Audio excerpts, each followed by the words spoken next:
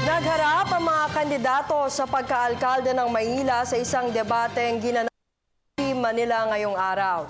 Dumalo si dating Manila Mayor Alfredo Lim at Representative Amado Bagatsing, subalit no-show ang incumbent mayor ng Maynila na si Mayor Joseph Estrada. Ang karagdagang detalye ay ihatid sa atin ni Marita Moahe.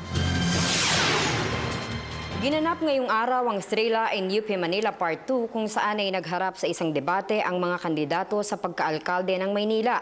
No-shows incumbent Manila Mayor Joseph Estrada at tanging sina Amado Bagatsing at dating Manila Mayor Alfredo Lim lamang ang nagharap. Sa pananalita pa lamang ay binanata na agad ni Bagatsing ang absent na mayor. Aniya, hinikayat siya ng mga Manileño na tumakbo dahil sa wala namang pagpipilian sa pagitan ni Estrada at Lim. Idinagdag pa nito na panahon na para magbalik ang mga Bagatsing.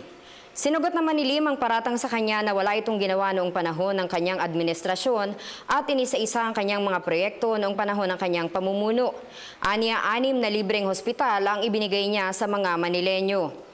Hindi naman umano inimbitahan si Manila Mayor Estrada kung kaya't hindi ito nakarating na ng organizer ng debate sa pagsasabing inimbitahan nila ang 3 kandidato sa pagka-mayor.